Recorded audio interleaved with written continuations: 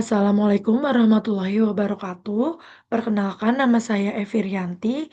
Saya dari kelas AK11 semester antara mata kuliah Manajemen Keuangan 2. Di sini saya akan mempresentasikan ujian akhir semester dengan topik yang sudah saya ambil yaitu Time Value of Money dengan dosen pengampu yaitu Ibu Mutiara Rizky Nur Rahmi, SAK MAK.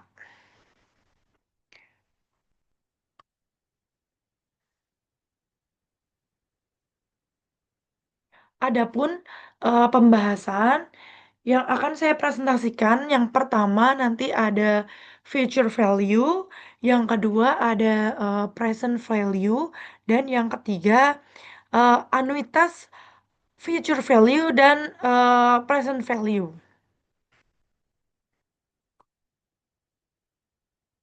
Nah, kita akan bahas dulu pengertian apa sih yang dimaksud dengan time value of money. Time value of money atau nilai waktu merupakan konsep yang menyatakan bahwa nilai yang berubah seiring dengan berjalannya waktu. Misalnya uang 1 juta rupiah yang dimiliki hari ini memiliki nilai yang lebih tinggi dibandingkan dengan 5 tahun yang akan datang, atau sebaliknya. Alasan mendasar yaitu yang pertama ada opportunity cost. Nah, opportunity cost itu apa sih? Dia merupakan uang yang dapat diinvestasikan untuk menghasilkan bunga atau retur. Mungkin yang sekarang lagi marak ya, orang banyak yang karena mungkin dia untuk tabungan yang akan datang, jadi kayak dia mungkin lebih prepare untuk menginvestasikan uangnya gitu, atau mungkin dia bisa jadi ditanam ke saham atau enggak ke emas gitu ya. Yang kedua, inflasi, yaitu daya beli uang dapat menurun seiring waktu karena kenaikan harga. Jadi semakin barang naik, mungkin uang itu semakin menurun nilainya gitu. Kemudian yang ketiga, resiko. Resiko ini ketidakpastian dalam menerima uang di masa depan mengharuskan adanya kompensasi. Jadi mungkin sekarang masih bisa nerima gaji, nah dengan nominal yang sekarang misalkan 1 juta atau sampai 5 juta, nanti tapi ke depannya 3 atau 4 tahun lagi belum tentu gitu. Oke, untuk next selanjutnya, nah kita akan bahas nih yang pertama, future value. Future value atau nilai uang di suatu tanggal di masa depan setara dengan jumlah uang saat ini yang dihitung dengan tingkat bunga tertentu. Nah, maksudnya apa? Jadi seperti yang tadi, nilai uang di suatu tanggal di masa depan setara dengan jumlah uang.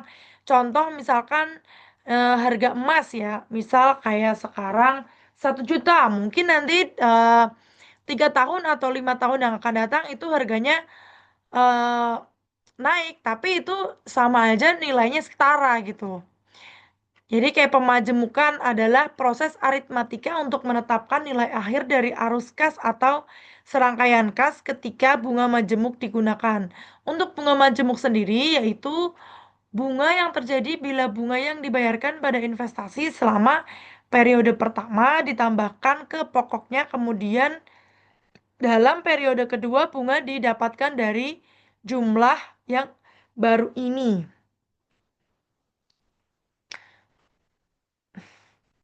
Nah, untuk rumus future value sendiri yaitu FVN atau nilai masa depan sama dengan PV nilai sekarang 1 ditambah I. I itu merupakan tingkat bunga per periode dan sama dengan jumlah dari periode. Kita masuk ke contohnya. Nah, jika Anda mendepositokan 10 juta atau nilai sekarang ya, sekarang mendepositokan uang senilai 10 juta di bank dengan bunga 10% per tahun atau I selama 5 tahun atau N, maka nilai uang Anda pada akhir tahun kelima adalah, nah kita masukkan ke rumus FVN atau future value sama dengan PV, nilai sekarang atau yang didepositokan tadi. 1 ditambah I atau persentase dipangkatkan N atau lamanya. Nah, diketahui bahwa PV-nya sama dengan 10 juta, maka kita masukkan ke rumus, yaitu 1 ditambah 0,10. Kenapa 0,10? Karena 10% dipangkatkan 5 tahun, jadi 5 sama dengan 10 juta. Ini harusnya 10 juta, nanti direvisi ya. Ini 10 juta. Nah, 1 ditambah 0,10 dipangkatkan 5, ketemunya 1,61051. Sehingga diketahui untuk future value-nya sama dengan Rp16.105.100.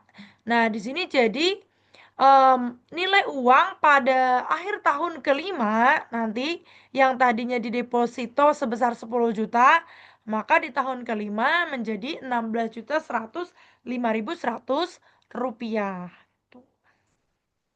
Oke, untuk next slide selanjutnya yaitu present value atau nilai sekarang. Apa sih yang dimaksud dengan present value? Nilai sekarang dari sejumlah uang yang akan diterima atau dibayar di masa depan yang didiskonto dengan tingkat bunga tertentu.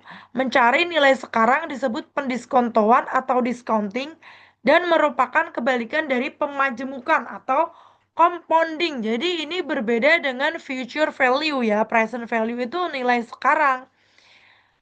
Untuk menghitung present value sendiri, ini ada rumusnya yaitu PV atau present value sama dengan future value atau nilai di masa depan dibagi 1 ditambah I, itu tingkat bunga atau diskonto atau persentase per periode dalam desimal. Dipangkatkan N, jumlah periode tahun atau bulan ataupun berapa lamanya. Bisa jadi minggu, hari, ataupun bulan, atau bisa juga tahun. Untuk 1 plus I pangkat N sendiri itu nanti hasilnya jadi diskon faktor atau faktor diskonto. Oke, kita akan coba untuk mengerjakan contohnya. Contohnya gini, apabila Anda menerima 20 juta atau future value-nya 3 tahun atau N mendatang yang akan datang, jika tingkat diskonto atau I adalah 8% per tahun, nilai sekarang dari uang tersebut adalah, nah, kita akan masukkan di rumusnya. Present value sama dengan future value. Future value-nya kan tadi sudah diketahui ya, maksudnya nilai di masa depannya itu kan tadi 20 juta. Kemudian untuk persentase atau I itu kan sama dengan 8%. Jadi kita masukkan ke rumus aja. 20 juta dibagi 1 ditambah I dipangkatkan N. Sedangkan I tadi diketahui 8% dan N 3 dalam jangka 3 tahun. Sehingga present value-nya yaitu 20 juta dibagi 1 ditambah 0,08 dipangkatkan 3 sama dengan 20 dibagi 1,2597. Sehingga diketahui untuk present value-nya yaitu 15.876.000. Jadi 20 juta 3 tahun mendatang setara dengan 15.876.000 untuk hari ini. Jadi ini untuk present value itu mencari nilai sekarang. Kalau untuk future value yang tadi itu mencari nilai di masa yang akan datang gitu. Contohnya misalkan kayak yang tadi udah saya jelaskan ya. Yang pertama. Nah, kemudian yang ketiga yaitu anuitas future value dan present value. Anuitas sendiri adalah suatu rangkaian pembayaran atau penerimaan dalam jumlah yang sama atau equal payments yang dilakukan pada interval waktu yang tetap atau equal time interval selama periode tertentu. Ciri-ciri utama anuitas yaitu yang pertama ada jumlah pembayaran sama atau setiap angsuran atau pembayaran memiliki nominal yang tetap yang udah disepakati gitu.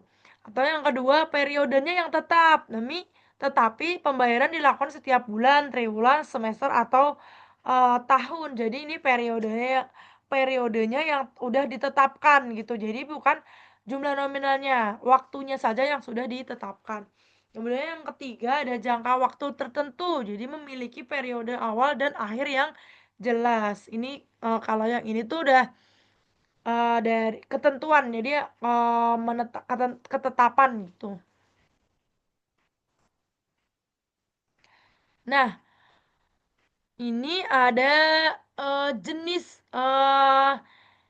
jenis-jenis anuitas. Jadi di sini tuh ada dua untuk jenis anuitas. Yang pertama ada ordinary annuity atau anuitas biasa. Nah, untuk anuitas biasa adalah anuitas di mana pembayaran dilakukan pada akhir setiap periode. Contohnya misalkan pembayaran bunga obligasi, angsuran kredit bank, ataupun cicilan kartu kredit. Untuk ilustrasinya, untuk ilustrasi waktu, jadi ini gambarannya gini ya, misalkan ini untuk pembayaran dan setiap ada garis yang lurus di akhir periode mewakili pembayaran karena pembayarannya kan di setiap akhir gitu ya. Nah, untuk annuity due sendiri atau anuitas jatuh tempo sendiri itu apa gitu. Untuk anuitas jatuh tempo atau annuity due itu di mana pembayaran dilakukan pada awal setiap periode. Contoh pembayaran sewa, premi asuransi, setoran tabungan pendidikan. Nah, ini untuk ilustrasi waktunya itu jadi untuk pembedanya adalah garis depan ya. Jadi karena melakukan pembayaran terlebih dahulu, tagihannya dilakukan pembayaran terlebih dahulu di awal periode. Jadi setiap tanda ini ilustrasi waktunya ada garis lurus di depan. Jadi bedanya ordinary itu dilakukan di akhir dan annuity due itu dilakukan di awal gitu. Kita akan ini ada rumusnya dulu, nanti kita akan ada juga contoh soalnya. Kita akan bahas untuk rumus dan contoh anuitas jatuh tempo. Nah, ini anuitas jatuh tempo atau fee ordinary sama dengan P itu pembayaran dikali ini kurung buka 1 plus I ya dipangkat dikalikan N-1 dibagi I. Nah, ini contohnya satu ya, saya buat contoh. Setiap akhir bulan Rina menabung 2 juta ke dalam rekening deposito yang memberikan suku bunga 6% per tahun. Jika Rina menabung secara rutin selama 2 tahun, berapa jumlah uang Rina di akhir tahun kedua? Kita cari di sini saya tulis dulu, diketahui pembayaran bulanan itu P-nya Rina itu menabung sebesar 2 juta. Untuk suku bunga tahunannya sebesar 6%. Jadi bunga bulanan atau I-nya sama dengan 6% dibagi 12 karena tadi yang di ini kan Rina kan menabungnya secara rutin ya selama 2 tahun. Nah, ini kita bagi dulu per tahunnya. Kita cari dulu per bulannya yaitu untuk I-nya sama dengan 0,05. Untuk jumlah periode atau N sama dengan 2 tahun dikali 12 bulan sama dengan 24 bulan. Jadi untuk karena menabung di akhir bulan ini adalah anuitas biasa. Nah, kita akan masukkan ke rumusnya atau pengerjaan akan masukin ke rumus. Untuk FV ordinary itu adalah untuk FV-nya adalah future value, nilai dari masa depan. Adalah ini jumlah total uang yang akan dimiliki di masa depan dalam setelah periode atau investasi ataupun bisa juga tabungan gitu ya.